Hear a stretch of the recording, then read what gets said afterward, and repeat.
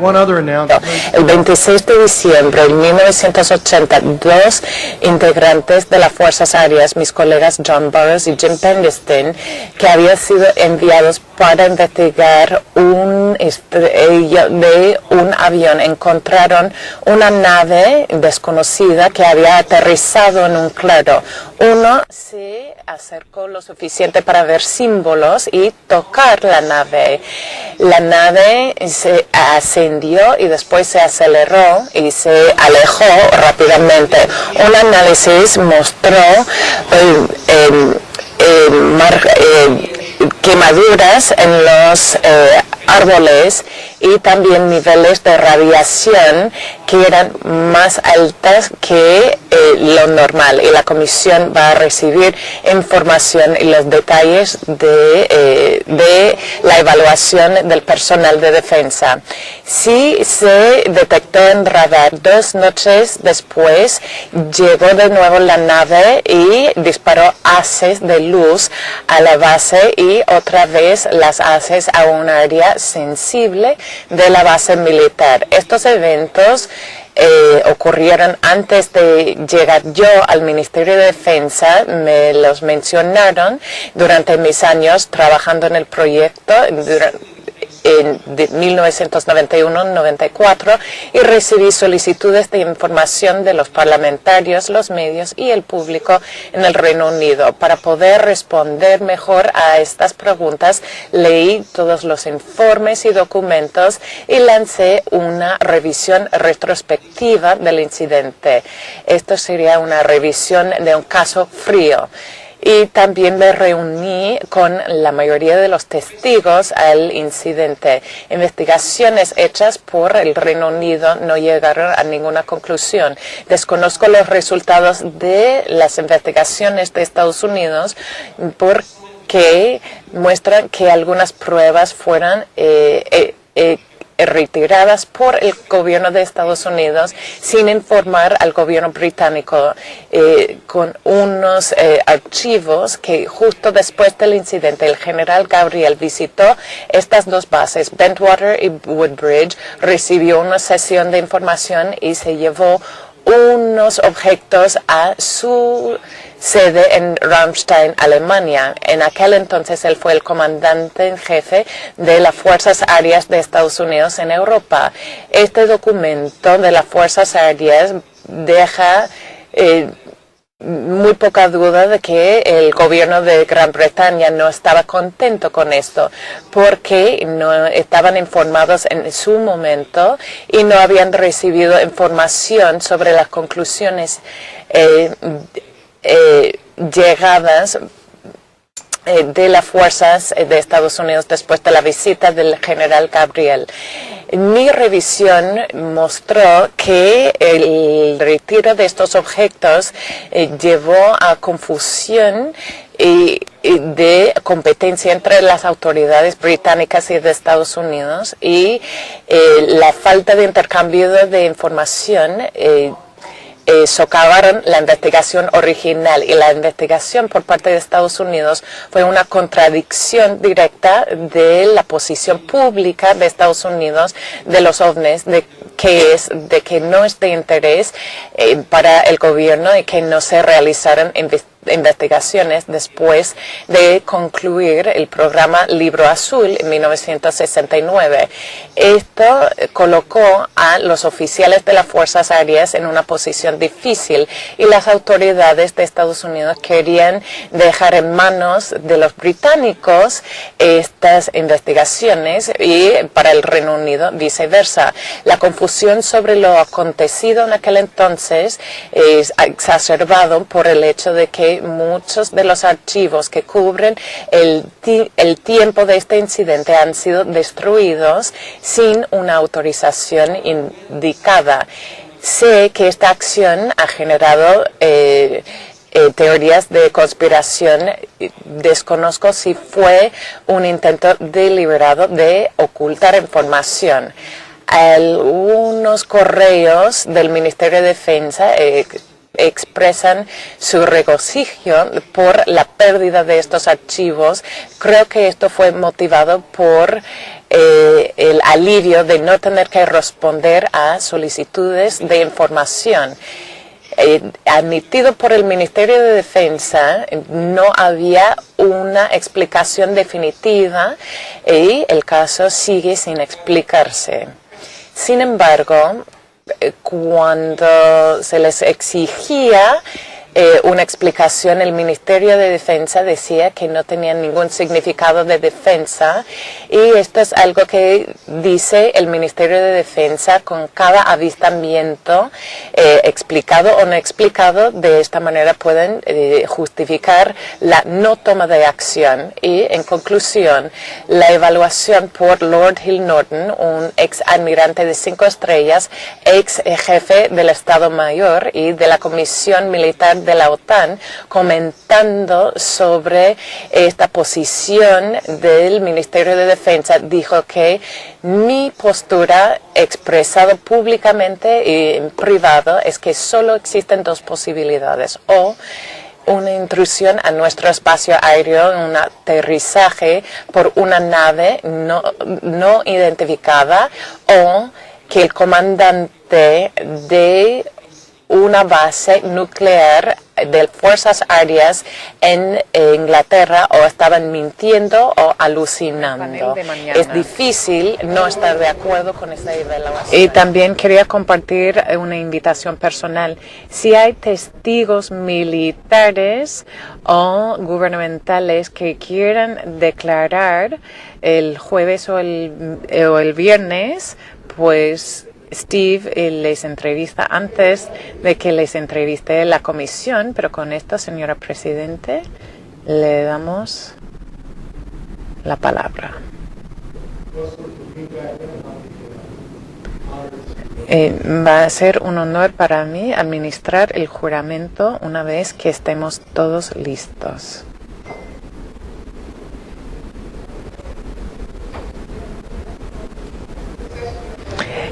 Quiero reanudar la sesión de la tarde, la sesión de esta audiencia. Señoras, de pie, por favor. Así afirmo que contaré la verdad y nada más que la verdad a esta comisión hoy. Muchas gracias.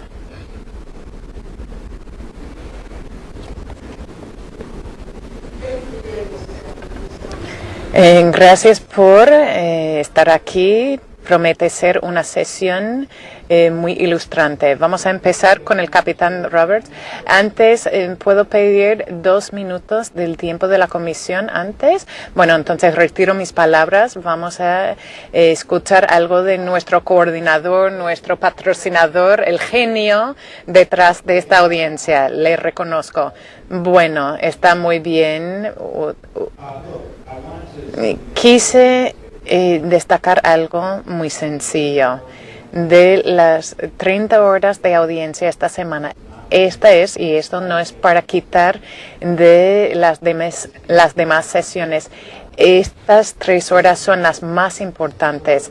Este panel es extraordinario y esta información ha sido divulgada, pero los medios, la prensa, no la han cubierto. Esto tiene que cambiar. Las declaraciones que la comisión está a punto de escuchar es de una suma importancia para Estados Unidos, el pueblo estadounidense y las decisiones de aquí al futuro. Son señores del más alto nivel, sus experiencias son directas y el tema es clave. Me dirijo tanto a la comisión, al público que nos sigue en Internet y a los medios de comunicación. Esta es información clave. Por favor, que presten una atención especial. Gracias. Necesitábamos esta información. Vamos a empezar con el capitán Roger Salas. Sí, Salas es correcto. Muchas gracias. El panel, señora Kilpatrick. Me gustaría describir el incidente que experimenté en marzo del 1967.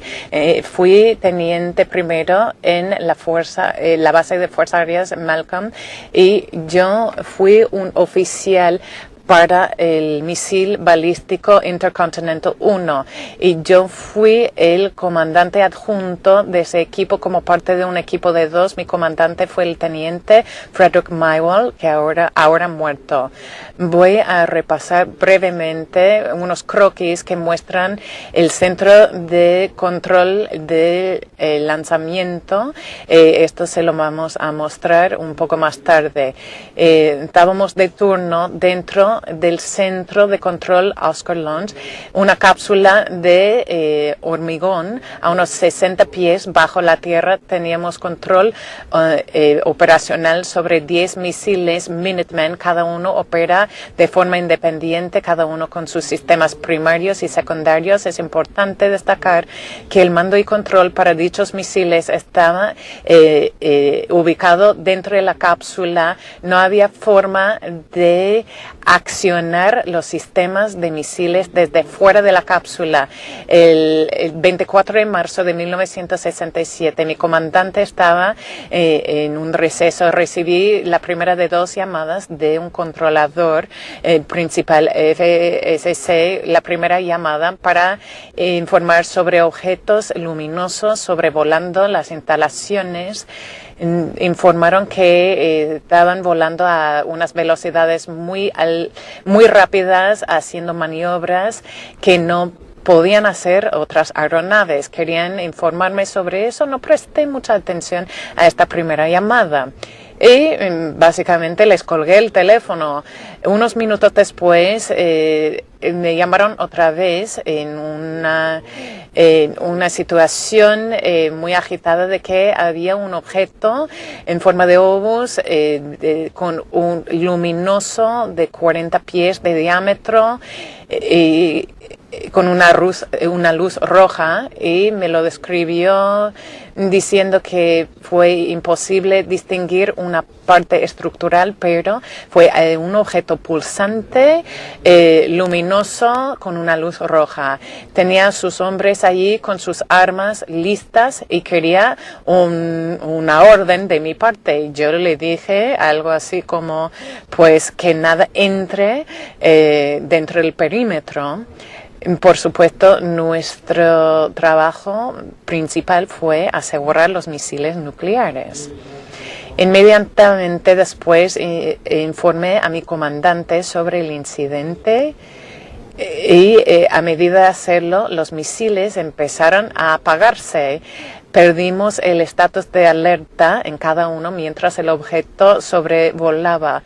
Y también hubo un fallo en todos los sistemas de orientación. Teníamos problemas con el sistema Bursa, que es un sistema activado por voz, y los canales 9 y 12, que son los canales de orientación y control. Y después luces de indicadores, donde los misiles estaban ubicados físicamente. El teniente Mywall informó al puesto de mando principal y yo llamé al equipo de alerta de seguridad de llegar a estas instalaciones para investigar el incidente. En ese momento, el FSC me reportó que el objeto se había desplazado a una velocidad alta. Cuando el equipo de seguridad llegó a las instalaciones del lanzamiento, vieron el objeto sobrevolando el sitio. A medida que se acercaban, perdieron toda la capacidad de comunicación con el FSC. Después de hablar con el puesto de mando de los aviones, el comandante me indicó que algo similar había pasado con otro vuelo. Yo creía que él quería decir que fue esa noche, pero él quería decir que había pasado una semana antes en el vuelo ECO, al que me voy a referir dentro de poco. Pero ahora quiero que escuchen la parte de la conversación que mantuve con el coronel Mywall, el coronel retirado, pleno coronel. Fue una conversación de 1996. Si podemos poner el audio.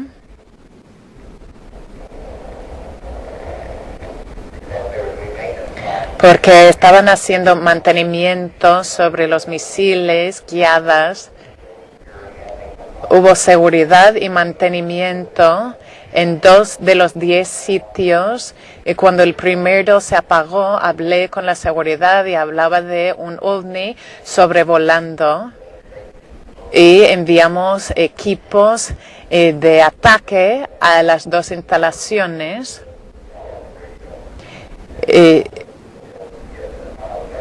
Y yo les mandé a reportar una vez que estuvieran a 1 milla de las instalaciones. Hubo 2 equipos de seguridad y otros equipos de ataque. ¿Recuerda los nombres de esos hombres? No.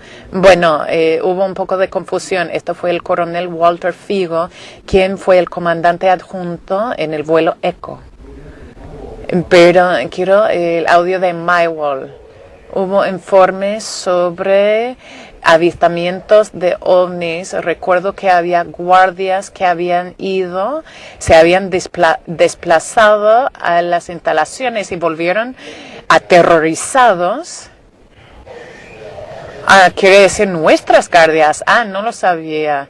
Sí, habían ido a una de las localidades y en el camino de regreso perdieron el contacto radial y tuvieron que volver a la base temprano. No sé qué pasó, pero no creo que volvieron a servir como guardias después de ese momento.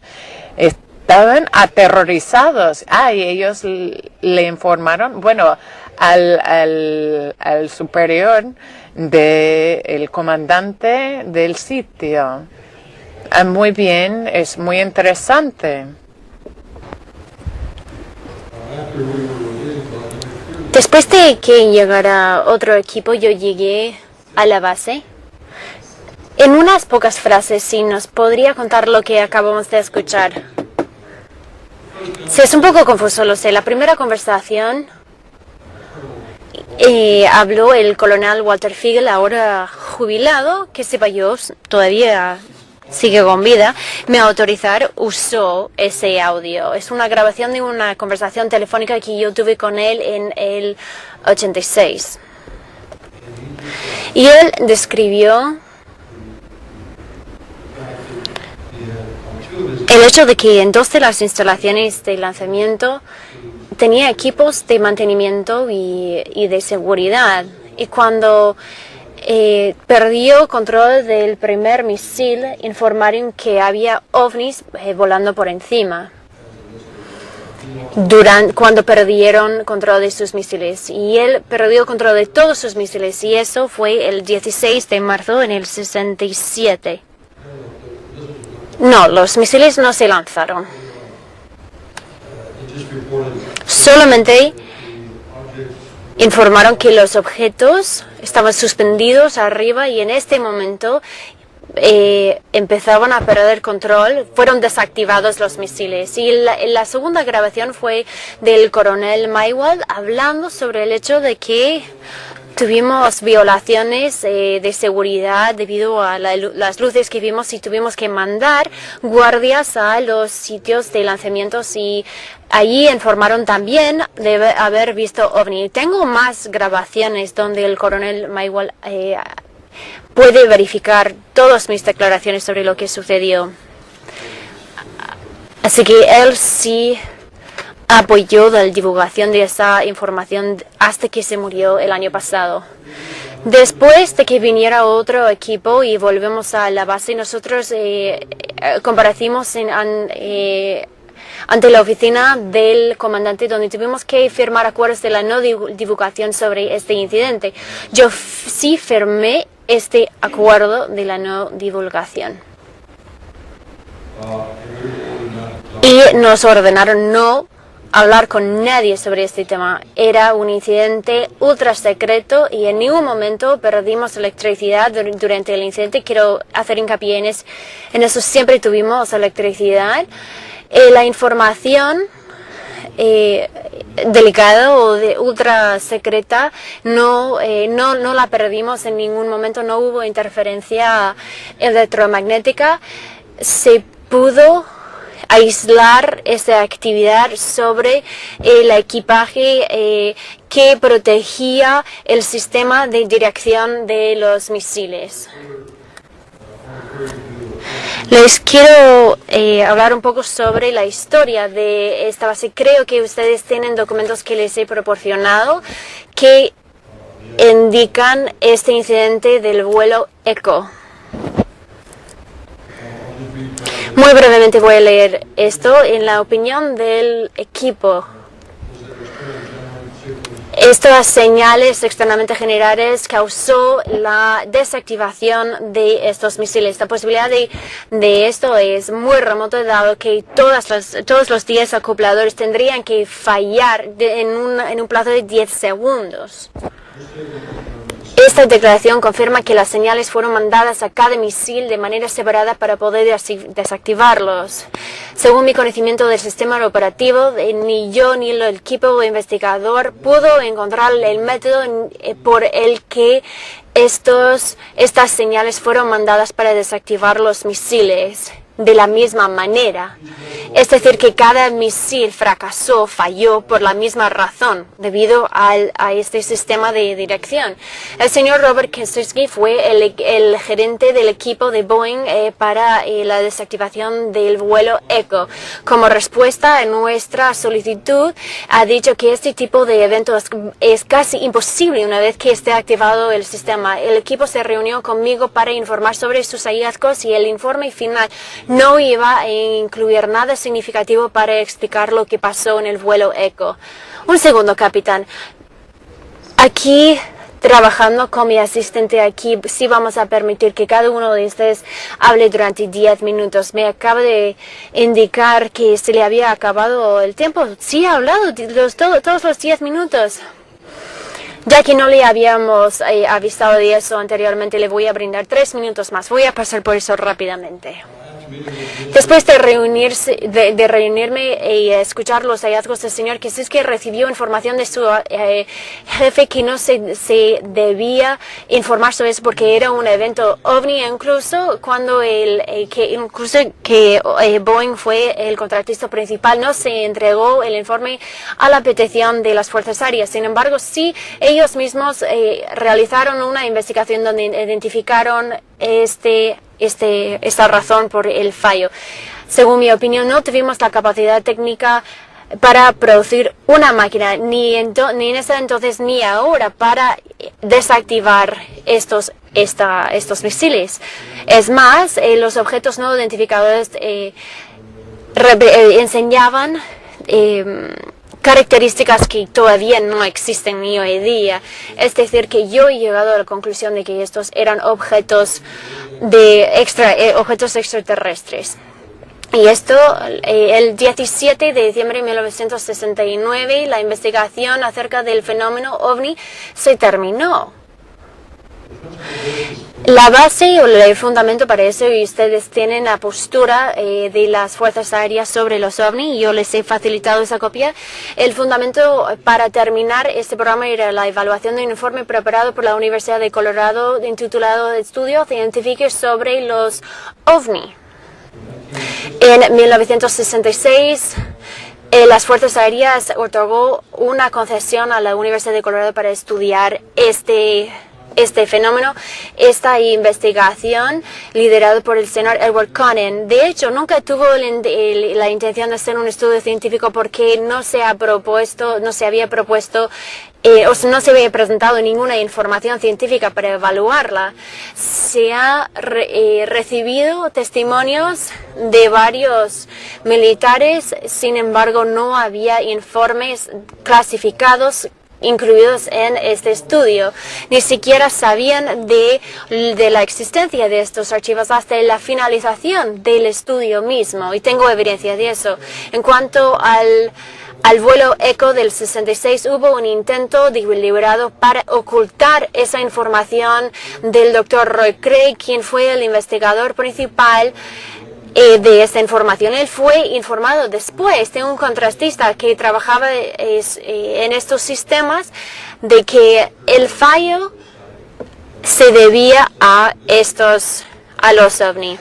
hubo una investigación, unas solicitudes con, por ejemplo, varios oficiales de las Fuerzas Aéreas. El coronel Chase y yo dialogábamos. Según esta cita aquí, yo le pregunté sobre el incidente ECHO y el coronel expresó su sorpresa de que yo sabía de eso y él me dijo, yo no puedo hablar de eso. El coronel Chase me había asegurado que el incidente no involucraba ningún ovni, ya que el coronel Chase fue el último hombre a quien iba a dudar. Cuando él me comunicó esa información, yo acepté la información como verídica y yo pasé el archivo al Bob Lowe, quien había recibido. Bob Lowe era un comandante adjunto y él fue el único que tenía la autorización para ver esa información ultra secreta. Cuando el doctor Robert Lowe pidió revisión de este informe, le dijeron que el informe requería un nivel de autorización por encima de él y el doctor Craig no revisó o no entrevistó a ninguno de los muchos testigos que fueron nombrados por Ray Fowler que podría haber entrevistado. Él no entrevistó a ninguno de los equipos, ni el equipo de ECHO o Oscar. El proyecto Libro Azul deliberadamente fue mal informado sobre este incidente. El coronel James Maloney, creo que ustedes tienen estas cartas delante de ustedes, ha dicho que el proyecto Libro Azul había sido terminado y él había pedido más información y ellos dijeron en esas evaluaciones de que había habido más fracasos en el sistema, fallos en el sistema, pero que no se debía a los ovni. Capitán, ¿solo queda un poquito? Sí, un poquito. Casi terminado. Y que sepan esto, es un caso sumamente complicado. Apreciamos su testimonio. Esto es prueba que las Fuerzas Aéreas de manera muy deliberada denegó la existencia de que estos fallos en el equipo se debía a presencia de ovni. Ellos dijeron que la razón principal o ellos dicen que no hubo existencia de ovni que llevó al fallo del equipo y que no hubo ninguna amenaza a la seguridad nacional. Yo, sin embargo, según lo que sé yo puedo decir que las Fuerzas Aéreas están ocultando y mintiendo al pueblo americano. Esto es el final de mi declaración. Muy brevemente. ¿Quiénes somos nosotros? Nosotros representamos más de 80 años de experiencia en el Congreso, representando o presidiendo varias comisiones, salud, ciencia, y ustedes van a escuchar de ellos. Si ustedes no usan todos los 10 minutos, todos sabemos qué tan importante es esto. Nosotros sí vamos a escuchar todas sus declaraciones, van a formar parte de nuestra acta oficial. Señor Shendley. Yo me llamo David D. Shendley, capitán de las Fuerzas Aéreas, jubilado. En 1966, yo participé o fui parte de un incidente en una base militar en Dakota del Norte. Me dijeron que nunca podía volver a hablar del incidente. Y también me contaron que este incidente realmente nunca ocurrió. Debido a esto, estoy ante ustedes con un poco de miedo, un poco de dudas, bueno, puedo decir bastante, porque yo nunca más en mi vida yo he hablado de esto en público. Yo fui controlador de los misiles balísticos intercontinentales, yo fui primer lugarteniente y comandante. Y yo tenía un equipo y también trabajé con un capitán que me llevaba 15 años de experiencia. Por favor, si pueden poner la primera lámina. Yo tenía autorización ultra secreta que fue requerida por el tipo de trabajo que yo desempeñaba. Todo comenzó una mañana cuando estaba viendo la tele mientras desayunaba y yo escuché el locutor que en el pueblo de Mulhall, Dakota del Norte, había visto algunas luces extrañas que ellos pensaban que eran de un ovni. Eso me captaba la atención porque yo tenía que estar en unas instalaciones de lanzamiento que se llaman November Flight, unas 3 millas de Mulha y unas 37 millas al norte de donde yo había estado en Carolina del Norte. Yo vivía en el pueblo de Manner y yo me fui en coche a la base militar para participar en la sesión informativa de la mañana en la sede Lincoln, donde todos los 15 equipos se reunían todos los días antes de completar su turno en las instalaciones de lanzamiento. Durante este tiempo se mencionó que algunos de los misiles del vuelo, de este vuelo se habían desactivado, pero no teníamos información adicional. Yo inmediatamente conecté esto con la noticia que yo había escuchado en la mañana sobre el avistamiento de un ovni en el pueblo Mulholland. Después de esa sesión informativa, varios de los equipos que estaban a mi alrededor comentaron sobre la noticia que habíamos escuchado en la mañana. Y había especulación sobre una conexión con el vuelo November. Mi comandante del equipo también había escuchado las noticias esta mañana. Y los dos estábamos ansiosos de saber más mientras nos íbamos al lugar al sitio de lanzamiento. Por favor, si pueden poner la segunda diapositiva. En esta segunda diapositiva, no sé si ustedes tienen una copia, pero la pueden ver ahí en la pantalla. Estas son las instalaciones del vuelo November de una imagen de Google Earth.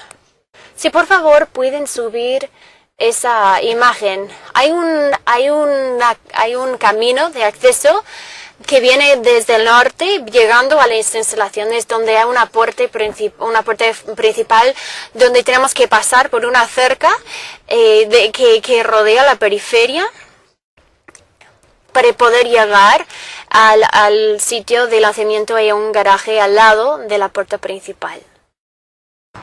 El procedimiento regular era inspeccionar el terreno y el edificio, pero en este momento mi comandante fue directamente al área de seguridad para hablar con los de seguridad.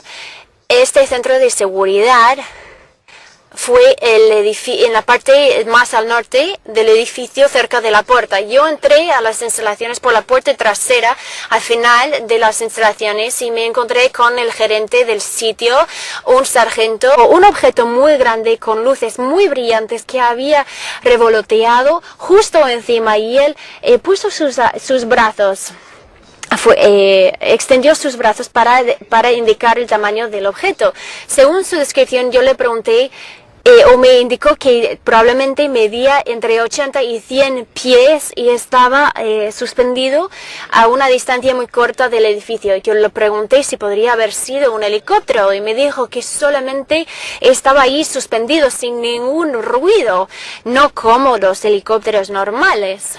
Entonces yo le pregunté cómo eran las luces pulsantes y él no podía contestar porque él dijo que no eran como algo que él había visto, no eran como luces de un avión normal, no, más bien eran pulsantes. Él ha dicho que mientras estaba suspendido sobre el suelo, se dirigía a la parte del norte del edificio, el objeto se puso o cambió o se movió para estar suspendido justo al frente de la puerta, al lado del garaje que está dentro de la cerca, al lado de la puerta. Como pueden ver, está allí marcado el garaje. Esta es la segunda posición del objeto.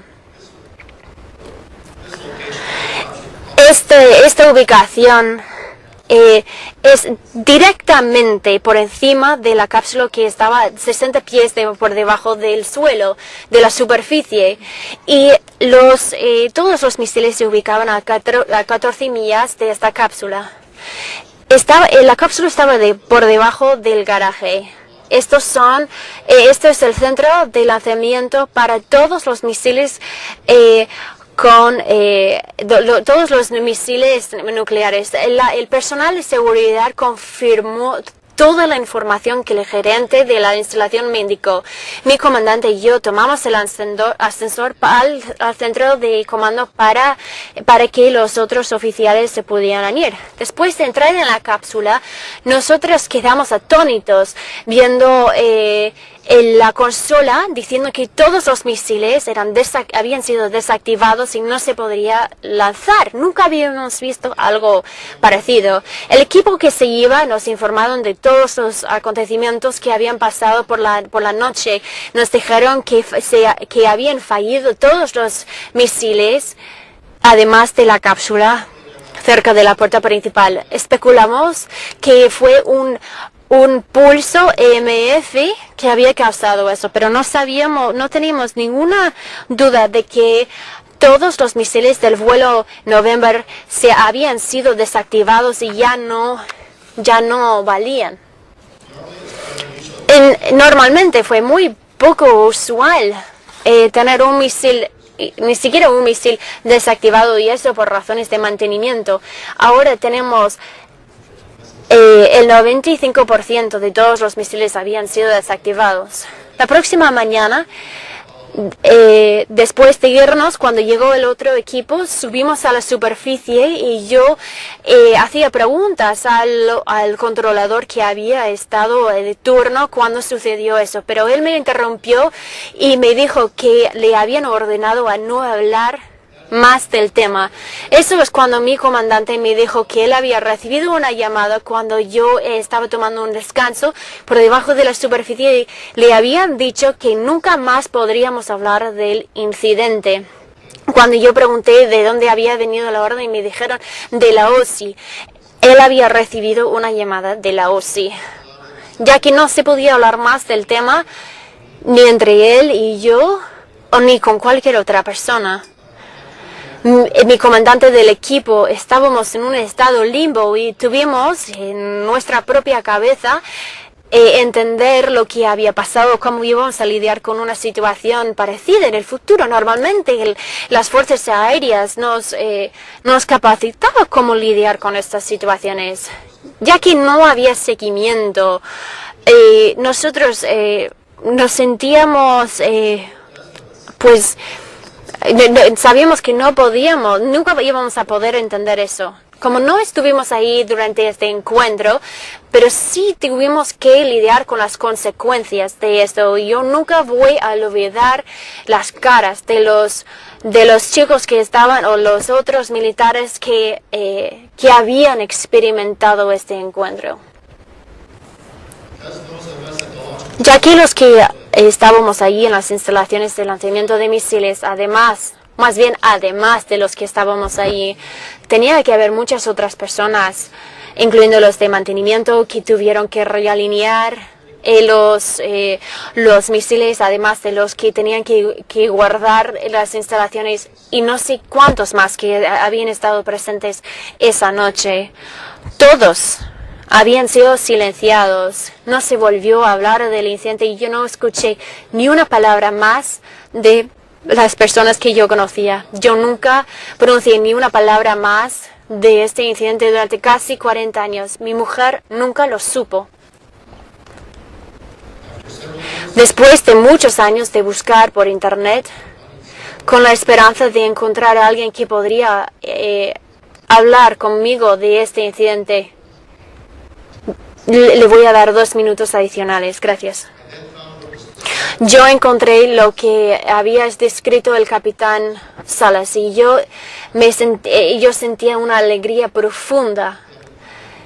Y en ese momento sí se lo dije a mi mujer.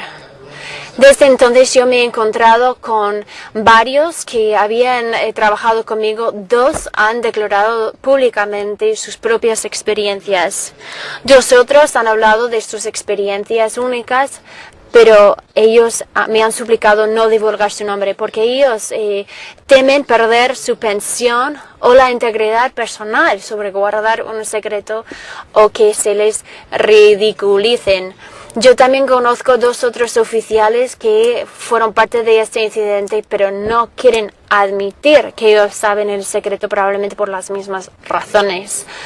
Y también el fallecido capitán Will Smith, que es mencionado en documentos divulgados. Él fue entrevistado por el doctor William Hyde, que escribió un artículo en The Saturday Evening Post, publicado el 17 de diciembre de 1966, que describe el incidente en que Smith fue involucrado en el diciembre del 66. Hynek dijo en este artículo que este incidente no fue publicado por la prensa, los medios de comunicación. Los casos que yo he estudiado en mis 18 años como el consultor sobre temas científicos, sobre el tema de los ovni, eso nunca lo había visto. Justo antes de este artículo, The Minot Daily News supo de eso y publicaron el 6 de diciembre de 1966 en la portada con un título que leía Centro de Control de Lanzamiento, avistamiento de un platillo. Esto indica visitantes del espacio. Yo recuerdo este artículo y yo pensé, a lo mejor puedo empezar a hablar de lo que experimenté. En el 66, allí en Minot, las pruebas estaban por todas partes de que algo especial estaba sucediendo, pero yo había sido silenciado. Las fuerzas aéreas sabían la verdad. Ellos sabían que yo sabía la verdad. Y esa es la única razón por la que me amenazaron de no hablar de eso y que esto nunca sucedió.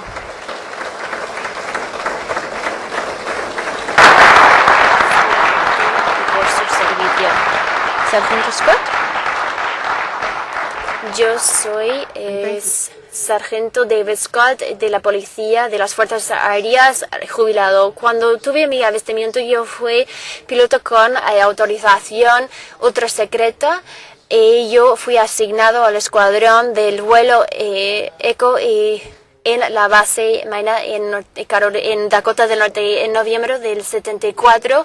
Fue después de medianoche cuando el piloto Bill Gray, un miembro de mi equipo de alerta de seguridad, y yo fuimos desplegados de Alpha 1 en las instalaciones de lanzamiento para investigar un sistema de alerta en uno de los sitios de lanzamiento de misiles. Probablemente fue otro conejo que había saltado una alarma, es lo que pensábamos. Al llegar, Gray vio una luz muy extraña en el cielo y me lo enseñó. Parecía ser el tamaño de una estrella en el cielo, pero estaba pulsando con una luz roja. Nosotros vimos allí en el sitio que todo estaba asegurado y Gray dijo que esa luz extraña se había agrandado y tiene un comportamiento extraño cuando yo estaba bajo la superficie. Cuando aparcamos nuestro vehículo para resetear la alarma, y después nos íbamos a ir. Ahora esa luz extraña en el cielo ahora estaba pulsando, estaba cambiando de color en una secuencia rojo, azul, amarillo. De repente nuestra radio se apagó y el vehículo se apagó. Gray y yo estuvimos allí durante 45 minutos de guardia protegiendo las instalaciones de misiles. Nos preguntábamos si la luz extraña arriba era un ovni.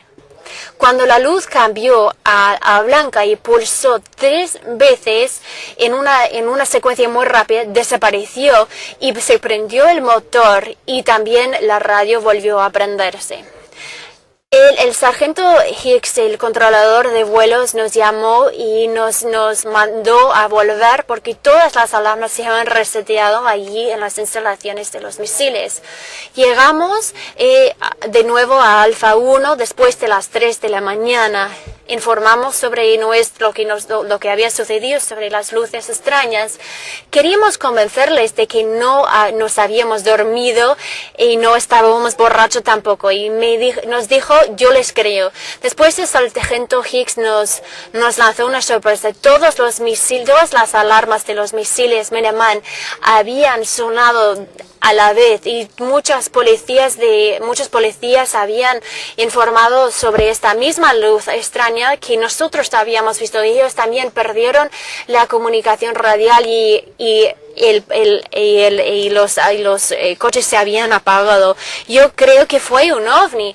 Él me dijo, y yo le pregunté, ¿debemos informar sobre esto? Porque no estábamos mintiendo. Nosotros estábamos dispuestos a escribir un informe.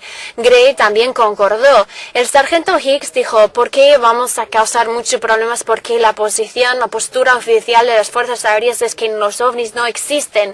Vamos a dejarlo a menos que ustedes dos quieran ser ridiculizados y echados del ejército. Unas noches después, en el centro de seguridad en esta base militar, yo estaba escuchando unas noticias de Winnipeg, Canadá, en una emisora de radio. El locutor anunció algo que había sucedido unas noches anteriores. De aviones de caza del ejército canadiense se habían desplegado para perseguir a un ovni, o los pilotos lo seguían a un ángulo muy pendiente y con muchísima velocidad, pero el objeto desapareció. Los canadienses habían respondido al ovni que estaba suspendido sobre nuestro sitio. Cuando esa luz extraña desapareció, los canadienses lo detectaron. Ya que el periodista ahí en la radio dijo que las Fuerzas Aéreas estadounidenses iban a divulgar el informe sobre este incidente y que se iba a divulgar en mayo de 1975. Sin embargo, llegó esa fecha y se fue sin ningún comentario oficial, y que yo sepa, las Fuerzas Aéreas de Estados Unidos no han reconocido oficialmente dicho evento. ¿Y usted ha concluido? Sí, muchas gracias. Bueno, capitán, no voy a ni intentar pronunciar su nombre. Fenstermacher. Bueno, gracias, capitán Fenstermacher. Gracias. Si tenemos tiempo, tengo algunas imágenes y gráficas de las instalaciones, si es que hay tiempo. Quizás no sea tan pertinente, pero para ver las instalaciones. ¿Es para la pantalla o en papel? Yo fui capitán en las Fuerzas Aéreas, en un comandante de los misiles Minuteman III, 3 de 74 a 77. Estaba en la base de las Fuerzas Aéreas en Wyoming. Y honestamente yo fui y sigo siendo escéptico y no creía en este fenómeno de los ovnis. En el otoño del 76, mi adjunto y yo estábamos de turno en el centro de lanzamiento de RCF. LSF fue la parte de Romeo que estaba en la superficie, tal y como vimos en la imagen, y la cápsula de control de lanzamiento estaba a 60 pies por debajo de la superficie y detrás de una puerta de 8 toneladas. Para mantenernos despiertos, mi adjunto y yo hicimos un monitoreo de la comunicación radial entre nuestro equipo de alerta de seguridad, la policía, por decirlo así, el capitán Scott aquí, y entre el control de seguridad de vuelo y después el suboficial principal. Ellos estaban haciendo las verificaciones, respondieron a uno de los conejos que suele pasar por las instalaciones en Wyoming, y a las 2 de la madrugada el BSC llamó y dijo, hay que estacionarse y bájense del vehículo y observen. Es lo único que dijo, no dio ni otra orientación. Y dijo, vean lo que vean. Y unos segundos más tarde ellos comunicaron que no habían visto nada y dicen, bueno, algo en la distancia vemos. Y preguntó qué es lo que están viendo. Ellos dijeron, muy emocionados, que había una luz en el cielo, una luz brillante, pulsante, y otros colores entre los pulsos. Y entonces le preguntaron dónde estaba ubicado. Ellos decían que quedaba al norte, y después de una pausa decían, no, pues parece que está cerca de las instalaciones de lanzamiento donde está, y después pidieron que ellos volvieran a las instalaciones del control de lanzamiento. Pero después dijimos, ¿pero de qué se trataba? Entonces llamamos al FSC por la línea de emergencia para preguntarle qué ocurría. Él decía que en este momento sobrevolando había un objeto silencioso con una luz pulsante blanco, pero entre los pulsos podía ver rojo y luz y azul. Y él dijo que parecía un cigarro muy gordo y que estaba a unos 80 a 100 pies por encima de la superficie y un largo inexacto. No sabía si estaba muy alto, podría haber sido de 1000 pies de largo o menos, dependiendo de la distancia. Y él comunicaba que se desplazaba por un camino de acceso hacia el oriente, pero muy lento, y dijimos qué hacer con esta información. Y después el FSC llamó de nuevo y dijo que se había parado el objeto y parecía estar por encima de las instalaciones de lanzamiento más cercanas. Entonces mandamos a ese equipo de ir a las instalaciones por las que estaba sobrevolando el objeto. Ellos necesitaban más pilas para sus linternas. 10 minutos más tarde les pedimos la situación y nos dijeron que habían llegado a las instalaciones, pero estaban a punto de marcharse para investigar. El objeto se desplazó más hacia el este, por encima del camino de acceso, sobrevolando otras instalaciones, y ellos tenían que llenar el tanque de gasolina y parecía que necesitaban mucho tiempo. Y después comunicamos el incidente al comandante, y el suboficial que recibió la llamada se rió y dijo: volver a llamarnos cuando este objeto se coma los misiles. Y entonces estábamos apuntando todo en la bitácora oficial. Nosotros éramos reclutados antes de ser oficiales y bueno, y me desvié un poco de esto. Empezamos a tomar apuntes personales, además de los apuntes oficiales, para documentarlo todo. Y después, en la verificación para Romeo, Sierra y Tango, le comunicamos a los otros miembros del equipo sobre lo que había hecho el objeto, y se rieron y decían, bueno, una falta de creencia, si estábamos locos.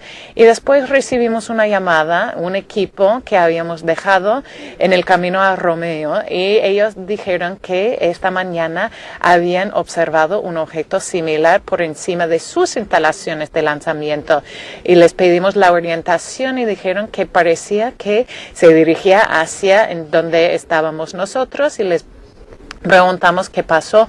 Cuando lo comunicaron, ellos dijeron, pues están locos, no lo hemos comunicado porque se hubieran reído de nosotros. Y tenía razón, y dijo que había habido un accidente en las instalaciones de lanzamientos y que el equipo lo encontró irrisorio, y eso es importante para el futuro.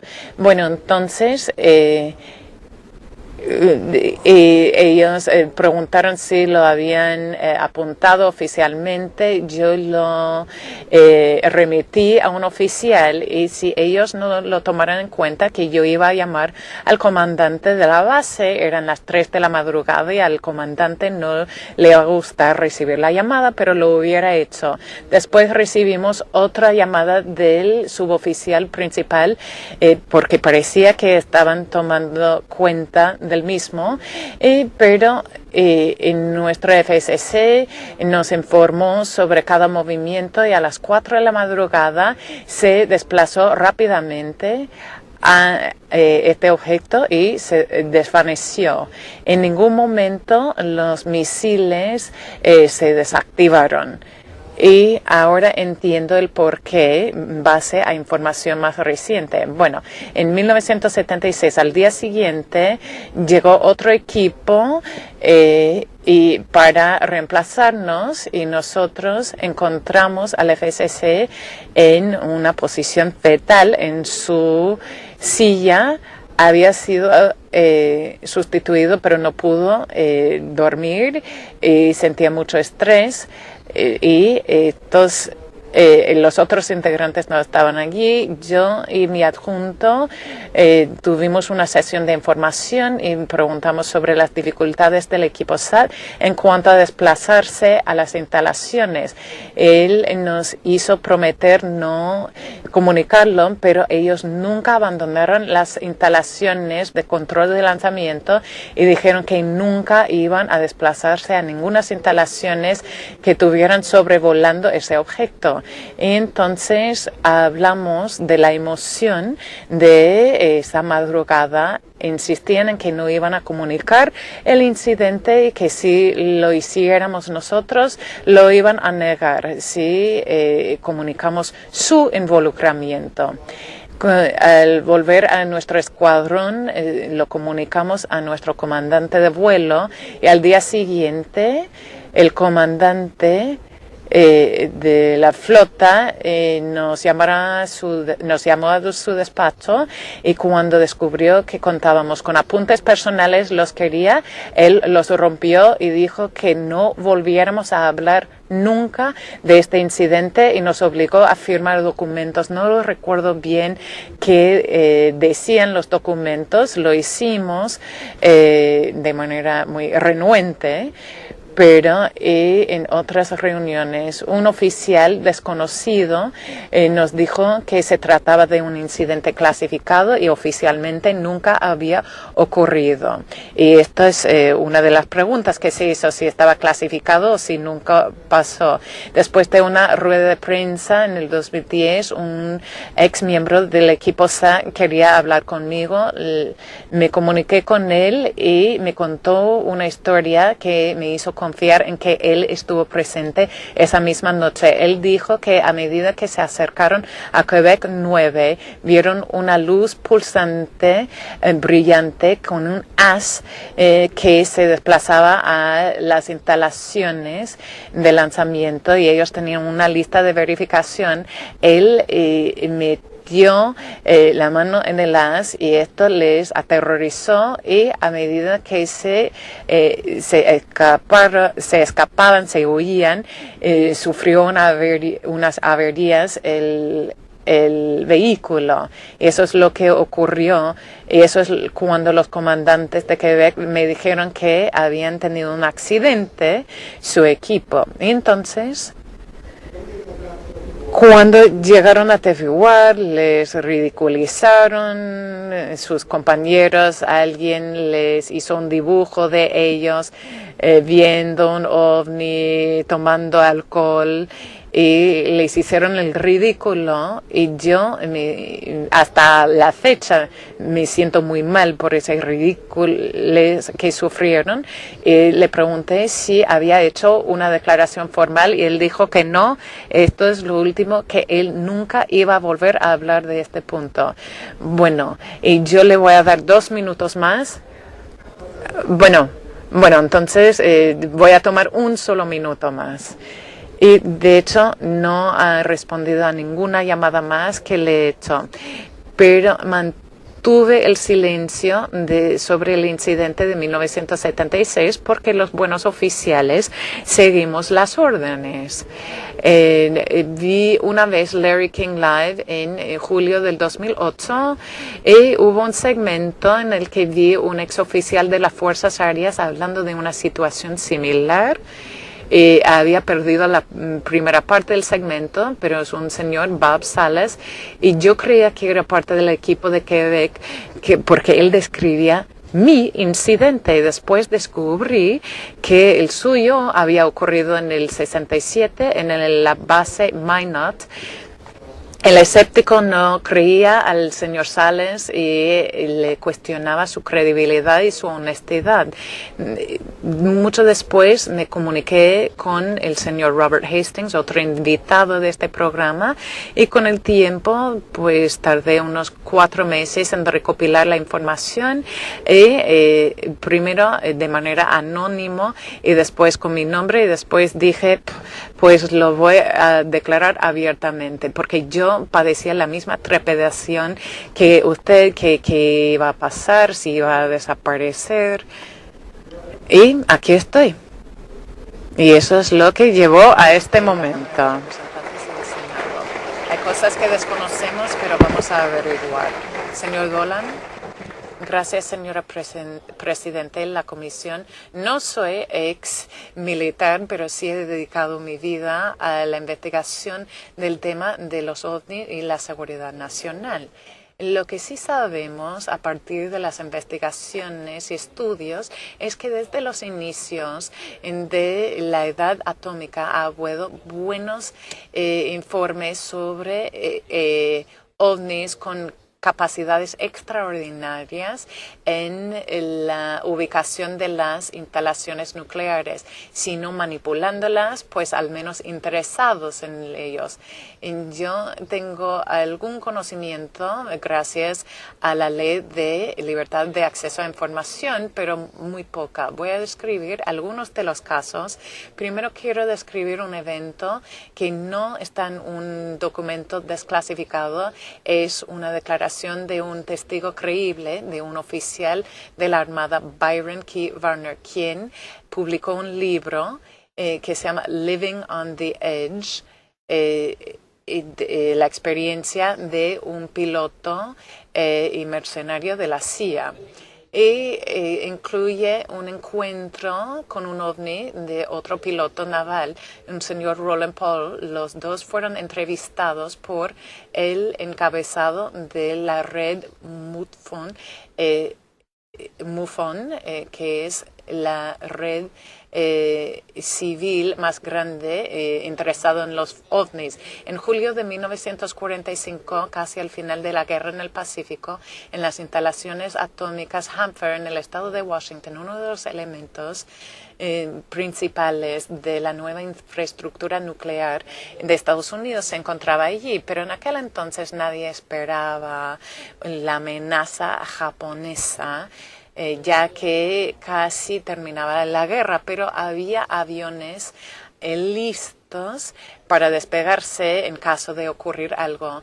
Pero en julio de 1945 se sonó la alarma. El radar había detectado un objeto que quedaba suspendido por encima de estas instalaciones. Estaba a una altura muy alta. 6 pilotos piloteando los Grumman, lo vieron al objeto e intentaron interceptarlo. Decían que quedaba a 65,000 pies, muy alto. Nadie lo reconocía, pero tenía una apariencia en forma de platillo muy brillante, y el piloto Roland Powell lo describió como tan grande como 3 portaaviones, uno al lado del otro, en forma de un oval y de color rosado, que emitía un vapor de unas portillas, y él creía que esto se descargaba para crear una nube. Los pilotos estaban muy confundidos, les mandaron a subir más y dijeron, no vamos a poder salir porque vamos a destruir los motores, y dijeron pues que sigan y hagan lo que puedan para subir el máximo posible, y después les decían que si los motores fallaban que intentaran llegar al aeropuerto. Bueno, pero ninguno podía acercarse lo suficiente, pero parecía estar suspendido, observando, quedando fuera del alcance, y los pilotos quedaban sorprendidos por la capacidad de quedar suspendidos. Los motores empezaron a fallar y consumieron todo el combustible, volvieron a la base y la nave se marchó.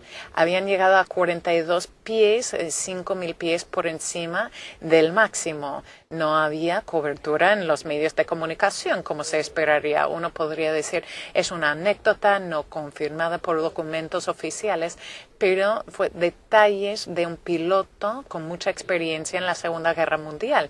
Pero sí contamos con documentos desclasificados que describen avistamientos de ovni sobrevolando las instalaciones nucleares durante la época nuclear. Del FBI hablan de avistamientos sobre los Álamos, que es otro componente principal del programa nuclear. Un documento del FBI del 31 de enero de 1949 y otro de un año y medio después, agosto de 1950, describe lo que podemos llamar la invasión de espacio aéreo sensible por objetos extraordinarios y no identificados. El primer documento establece fechas oficiales desde el avistamiento inicial. En ese mes fue el 5º, 6º, el 14, el 20 de este mes, testigos de alto nivel, pilotos militares, inspectores militares. Hubo especulación de que estos objetos eran soviéticos, pero no se ofrecían pruebas. También quedaron descartados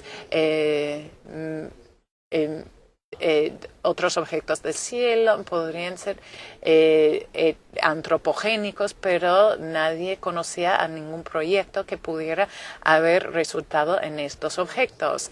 Y el segundo de los documentos, en el caso de los Álamos, y esto es en agosto de 1950, establecía que 150 avistamientos habían hechos, 150 en esa región en cuestión de 18 meses, y habían determinado 3 objetos diferentes. Primero, bolas de fuego verdes, objetos que se desplazaban muy rápidamente en formas de discos o medialunas. El segundo tipo era el más conocido, es decir, platillos, objetos circulares, desplazándose a velocidades muy rápidas, emitiendo luces brillantes y blancas. Y después los meteoros, pero no eran de materiales de meteoros, pero transportándose a velocidades muy rápidas, de colores anaranjado, verde y amarillo. Desconocemos cuáles eran los objetos. Y después, en Tennessee, el proyecto Manhattan tenía la planta piloto para la producción de plutonio. También se reportaron avistamientos. En un documento de 1950, la instalación de radar detectó 11 objetos desconocidos, quizás más, desplazándose a unos 5.000 pies o menos, y los aviones de cazas intentaron alcanzarlo, pero no los alcanzaron. Y esto fue el inicio en Oak Ridge. Un documento del FBI del 5 de diciembre de 1950 habla de 5 objetos no identificados sobrevolando Oak Ridge al día anterior. Algunos se preguntaron si se trataba de un fenómeno meteorológico, pero no parece ser esto porque el fenómeno seguía. Y después un documento del 8 de diciembre de la oficina de Richmond del FBI, que esta oficina ha recibido información de la inteligencia del ejército de que están en alta alerta por datos respecto a los platillos voladores. Las violaciones del espacio aéreo ocurrieron en el 15 y el 16 de diciembre de este año, y esto fue durante la guerra de Corea, una crisis al otro lado del mundo que monopolizaba las noticias, y una declaración como esta que querían cualquier información disponible sobre los platillos volantes. Se veían muchos objetos sobrevolando Oak Ridge, y otro documento hablaba de el avistamiento visual sobre Oak Ridge. Un avión de caza había volado al lado y después emergió un objeto negro de una nube a una altura de 15.000 pies. Empezó a dar vueltas muy rápidamente. A veces tenía la forma de un cigarro, a veces estaba redondo. El objeto era de un color negro extremo, como si tuviera un exterior metal muy brillante. Y no dejó humo y pareció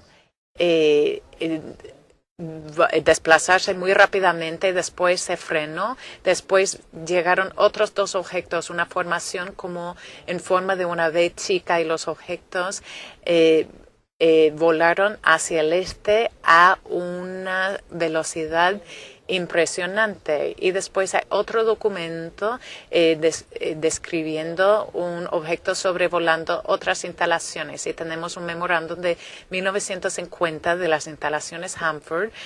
Voy a leer esta breve declaración. Desde el 30 de julio de 1950, objetos redondos han sido avistados sobrevolando esta planta atómica. Los aviones han intentado interceptarlos sin éxito. Todas las unidades, incluyendo el batallón antiaéreo, escuadrones de caza y el FBI han sido avisados. La Comisión de Energía Atómica dice que sigue la investigación, pero no hay más documentos que hemos pedido sobre la naturaleza del incidente. Entonces, lo único que puedo decir es increíble. Si esto lo tomaban en serio, sí, yo creo que sí. Hay muchos más de esta índole y voy a hablar de aquellos durante el próximo panel. Más allá de un accidente o una casualidad, cualquiera que trabajaba en esas instalaciones tenía que tomar muy en serio estos eventos. No hacerlo sería una violación del deber de defender las instalaciones. Y no es difícil ver por qué el secreto domina el tema de los ovnis.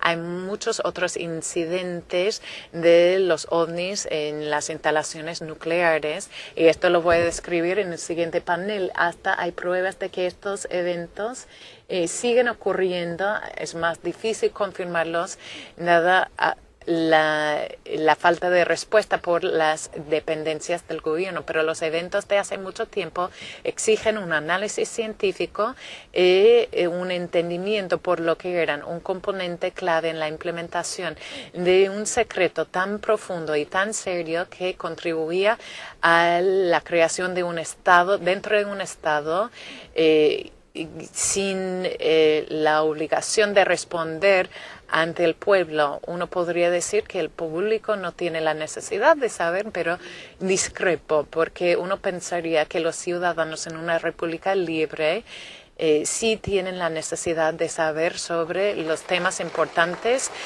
que son parte de su mundo. Muchísimas gracias. Excelente información. Ahora vamos a darle la palabra a nuestros congresistas. Vamos a empezar.